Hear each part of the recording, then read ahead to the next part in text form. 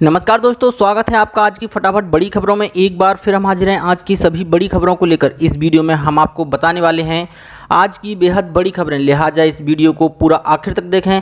इसलिए दोस्तों इस वीडियो को लाइक और शेयर भी जरूर कर दें। आज की बड़ी खबरों में हम आपको बताएंगे, जी हां दोस्तों, राशन कार्ड बनवाने के लिए कुछ राज्यों ने बदले नियम, जाने ऑफलाइन और ऑनलाइन करने का तरीका।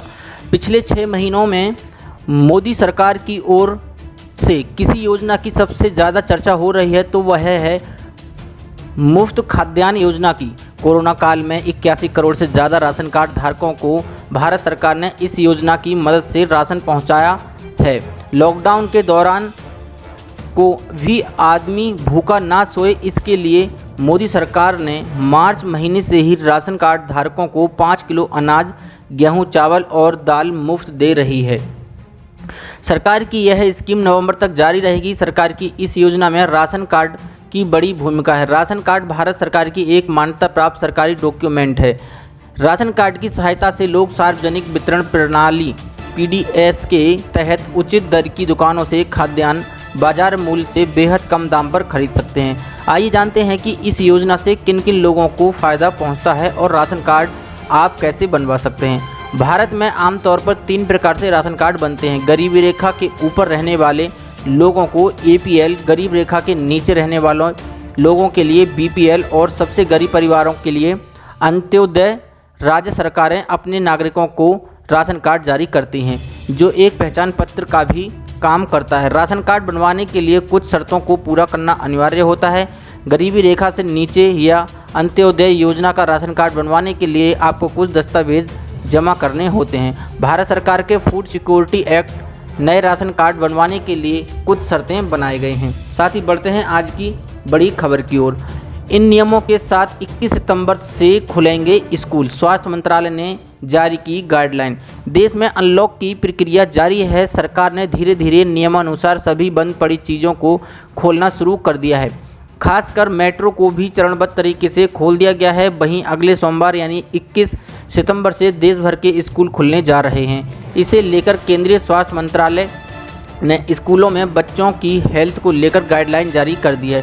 केंद्रीय स्वास्थ्य और परिवार कल्याण राज्य मंत्री अश्विनी कुमार चौबे ने रविवार को अपने ट्विटर हैंडल पर गाइडलाइन साझा की। स्वास्थ्य मंत्रालय ने स्किल ट्रेनिंग इंस्टीट्यूट, उच्च शिक्षा संस्थानों के लिए स्टैंडर्ड ऑपरेटिंग प्रोसीजर (एसओपी) जारी कर दिया है। टेक्निकल प्रोग्राम्स में कोर्स कराने वाले इन संस्थानों को 21 सितंबर से लैब खोलने की भी इजाज़त मिल गई है। गाइडलाइन में बताया गया है कि कक्षा में सीटिंग अरेंजमेंट भी बदला जाएगा। यहाँ छात्र एक दूसरे से 6 फीट की दूरी पर बैठेंगे, इसलिए कुर्सी मेज की दूरी 6 फीट होनी चाहिए। कक्षा में अन्य जरूरी गतिविधियों के दौरान सोशल डिस्टेंसिंग का ध्यान रखना होगा। टीचिंग फैकल्टी को इस बात का ध्यान रखना होगा कि पढ़ाई लिखाई के दौरान छात्र और अध्यापक मास्क पहने हुए हों। छात्रों को आपस में लैपटॉप, नोटबुक, स्टेशनरी शेयर करने की इजाज़त नहीं होगी। अभी नए नियम के अनुसार सभी को तत्काल परिसर में वापस नहीं बुलाया जाएगा। फिलहाल 9वीं से 12वीं कक्षा के छात्रों को स्कूल जाने का विकल्प दिया गया है। वैसे उनके पास ऑफलाइन कक्षाओं में पढ़ने का भी ऑप्शन है। स्कूल केवल उन छात्रों के लिए खुलेंगे जिनके पास ऑनलाइन शिक्षा की पहुँच नहीं है या दूसरी प्रॉब्लम्स का सामना करना पड़ रहा है। वहीं कॉलेजों में प्रयोगशालाएं खुली होंगी। प्रशिक्षु 6 फीट की दूरी से उपकरण इस्तेमाल करेंगे। इसके अलावा जिम्नेजियम सीमित क्षमताओं के साथ खुले रहेंगे और कॉलेजों और स्कूलों में स्विमिंग पूल बंद रहेंगे। स्कूलों के लिए सुबह की असेंबली की अनुमति नहीं दी जाएगी। छात्र आपस में कोई चीज़ शेयर नहीं कर पाएंगे। बता दें कि जो स्कूल और कॉलेज कंटेनमेंट जोन से बाहर हैं वही सरकारी नियमों के अनुसार खुलेंगे। परिसरों के अंदर छात्राओं और शिक्षकों, कर्मचारियों को रहने की अनुमति नहीं होगी। बुजुर्ग, गर्भवती माताएं, ज़्यादा बीमारियों वाले लोग जो हाई रिस्क में हैं उन्हें परिसर में नहीं बुलाया जाएगा। साथ ही बढ़ते हैं आज की एक और बड़ी खबर की ओर। ईपीएफओ, ईएसआईसी और श्रम मंत्रालय ने जनहित में जारी की ये जरूरी सूचनाएं। समझें और उठाएं योजना का फायदा। ईपीएफओ कर्मचारी भविष्य निधि संगठन, ईएसआईसी कर्मचारी राज्य बीमा निगम और मिनिस्ट्री ऑफ लेबर यानी केंद्रीय श्रम मंत्रालय ने कोरोना संकट के इस दौर में अपने सदस्यों, आम जनता, कर्मचारियों और हर वर्ग के लिए कुछ जरूरी सूचनाएं, सलाह और हिदायतें जारी की हैं। इन सूचनाओं में कोरोना से लड़ाई में कारगर साबित होने वाले उपाय से लेकर कर्मचारी हित में गत एक सप्ताह में लिए गए ताज़ा फैसलों की जानकारी शामिल है। आप इन्हें देखें, समझें और लाभ उठाएं।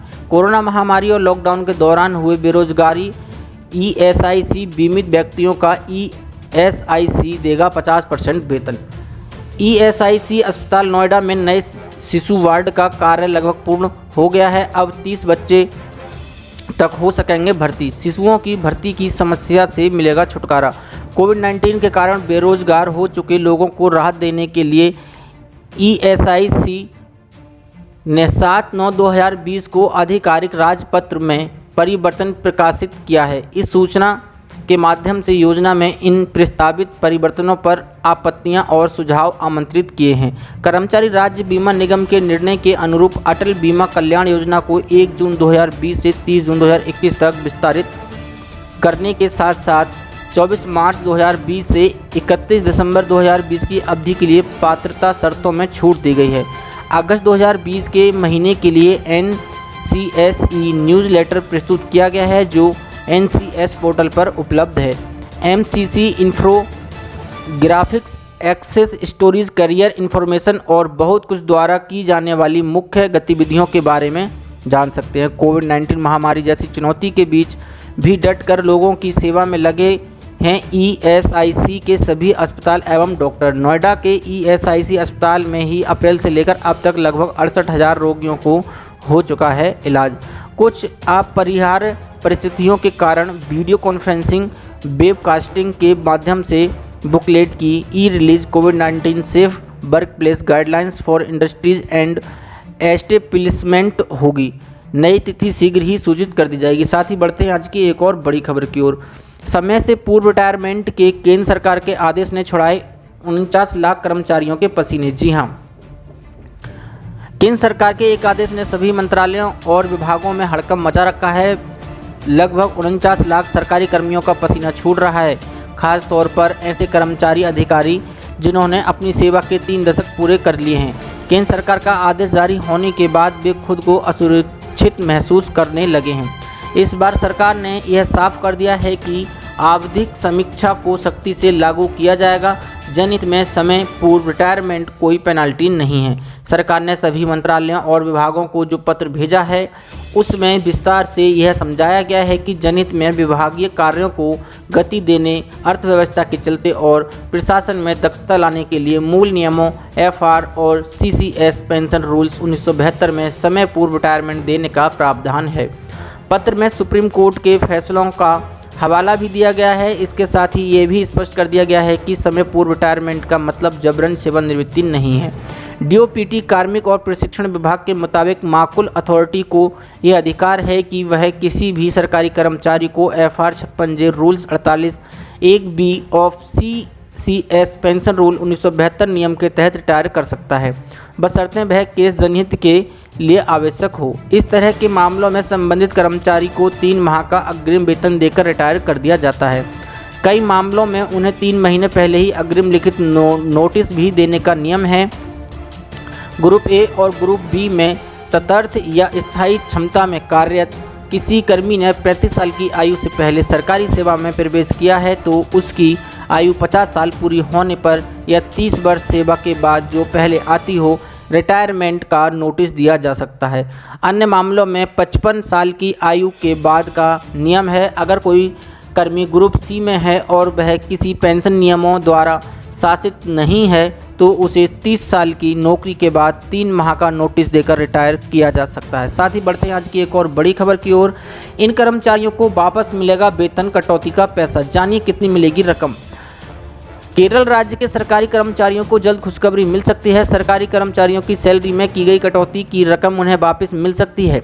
केरल सरकार कर्मचारियों की इस मांग को लेकर गंभीर दिख रही है और माना जा रहा है कि चुनावी मौसम को देखते हुए सरकार अपने सरकारी कर्मचारियों को कटौती की गई सैलरी को वापस कर उन्हें खुश कर सकती है। जी हां, आपको बता दें कि कोरोना संकट काल में सरकार के राजस्व को भारी नुकसान हुआ। सरकार ने कोरोना के कारण उपजे आर्थिक संकट के बीच अप्रैल से लेकर अगस्त के बीच सभी सरकारी कर्मचारियों की सैलरी में 6 दिन की सैलरी कटौती का फैसला किया। अप्रैल से लेकर अगस्त तक सरकारी कर्मचारियों की सैलरी में हर महीने 6 दिन की सैलरी काटी गई, तो उनकी 1 महीने की सैलरी के बराबर है। सरकारी कर्मचारियों की सैलरी में कुल 1 महीने की सैलरी में की गई कटौती को सरकार पीएफ के फंड के तौर पर वापस करने का विचार कर रही है। केरल सरकार के वित्त मंत्रालय की ओर से दी गई जानकारी कर्मचारियों की सैलरी कटौती को वापस करने पर स्पष्ट निर्णय लेना अभी बाकी है।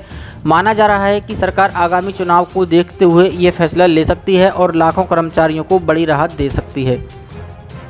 गौरतलब है कि केरल सरकार के स्वामित्व वाले सभी विभागों, उद्यमों, पब्लिक सेक्टर अंडरटेकिंग, अर्ध सरकारी यूनिवर्सिटी, सरकारी स्कूली के सभी सरकारी कर्मचारियों की अप्रैल से लेकर अगस्त के बीच तक हर महीने 6 दिन की सैलरी की कटौती की गई थी। आपको बता देंगे, कोरोना संकट को देखते हुए कई राज्यों की सरकारों ने कर्मचारियों की सैलरी में कटौती का फैसला किया। हाल ही में राजस्थान सरकार ने कर्मचारियों ने वेतन कटौती का फैसला लिया। सरकार ने फैसला किया है कि सितंबर से हर महीने प्रदेश के सभी सरकारी कर्मचारियों की सैलरी में से 7 दिन की सैलरी काटी जाएगी। ऐसी बड़ी खबरों को देखने के लिए हमारे चैनल को सब्सक्राइब करें और वीडियो को लाइक शेयर जरूर करें। धन्यवाद।